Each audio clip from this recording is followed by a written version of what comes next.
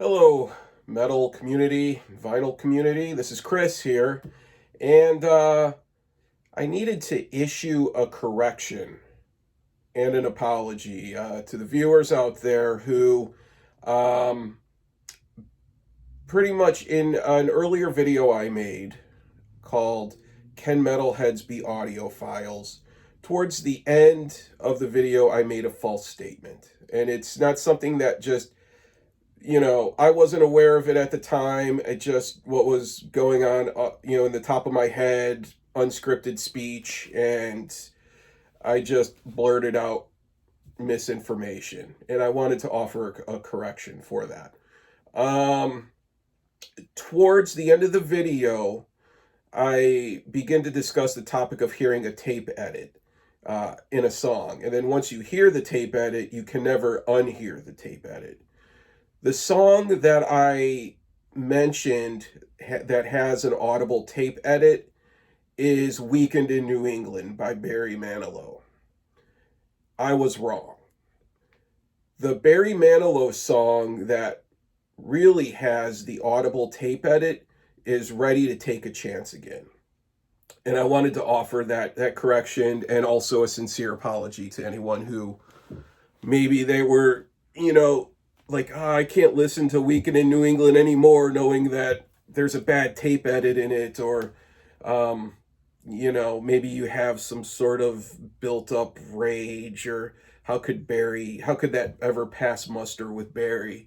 Um, and I went back to the Barry Manilow box set right here, and it's a fascinating collection of Barry songs. It's called The Complete Collection and Then Some. And I think the marketing on that is a little misleading because it's not the entire collection. He has like 14 albums and a couple dozen live albums, and this is only 4 discs. So if there was ever a discussion about a class action lawsuit for misleading language, the complete collection and then some, I don't know if this would hold up in court or not. But when you go to the box, open it up, Velcro enclosure. Definitely wanted to make sure that the contents were kept dust free and safe. So that Velcro enclosure is a very nice addition to the packaging. Portrait of Barry right there. Just looking calm, cool, and collected as ever. And then this right here, this is what holds discs 1 and 2 of the box set. And then we go to the other panel. Another wonderful portrait of Barry, looking dashing in a black turtleneck and sport coat. Wish I could pull that off myself, but my chin sags too much and my neck is too fat. So turtlenecks don't look good on me. And then discs 3 and 4 of the box set right here. Also, an added bonus is, and now the glue has dried on this over time because this is pretty old, but here's the booklet, all the information you could ever want to know about the Barry Manilow box set, and then also a VHS tape called Barry Manilow Volume 1, The Highlights. I'm sure it's any VHS collector out there, I'm sure a lot of you people crawl over each other to try to get your hands on a copy of this. So, yeah, that's staying safe with me. But going back to, and the fact checking that I did is on disc 1 is where Ready to Take a Chance Again. And at 2 minutes and 28 seconds into the song is where you hear the tape edit. And I've heard the tape edit plenty of times. It's just when I was recording that stream, again, it was unscripted. The weather was lousy outside. I was probably just thinking like, oh, it would just be wonderful to spend a weekend in Cape Cod or, some coastal New England town. A good lobster roll, something like that would have been wonderful. And that's probably just why I thought of Weekend in New England. What's really disappointing about the tape edit at 2:28 and Ready to Take a Chance Again is it's right when the song is building up, the emotions are getting stirred up, you're really feeling it, and then you hear the bad edit.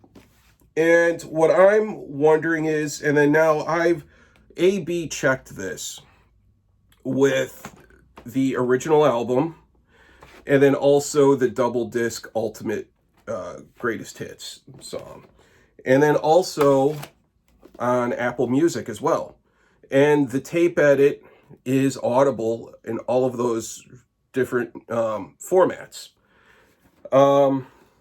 I also have some vinyl. Again, one thing I want to point out, all of this just fell into my lap.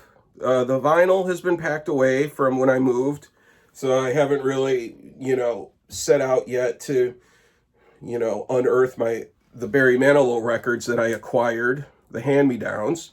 I didn't spend money on any of this. And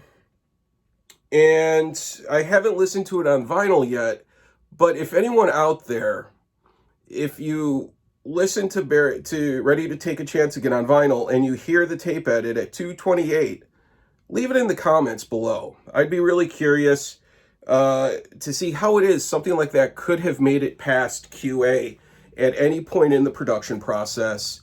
That means it would have had to have made it past the studio engineers, the mastering engineer, advertising, agent, and Barry himself. And I don't know how that could have happened.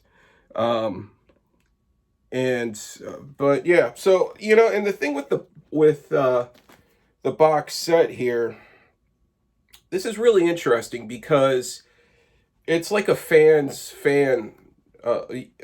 collection of outtakes, demos, fan of the fan who handed this down to me, who I got it from, not my own.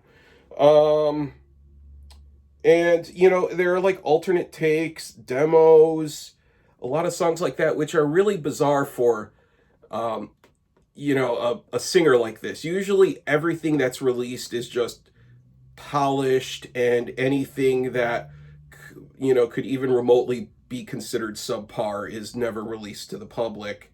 Barbra Streisand would be another example of someone like that, who my mother listens to a lot of Barbra Streisand.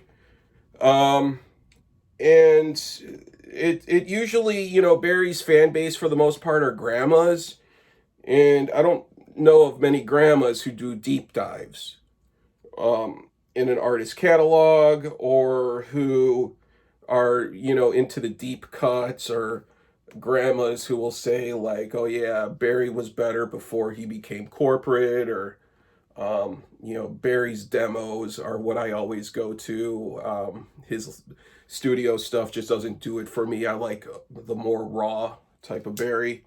But yeah, so that's what makes this box really unique. There are probably like 8 different versions of Copacabana, which some might say is a little unnecessary, but hey, I mean, to the completist,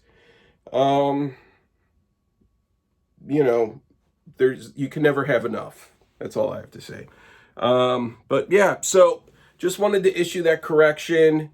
Thank you for taking the time to watch this.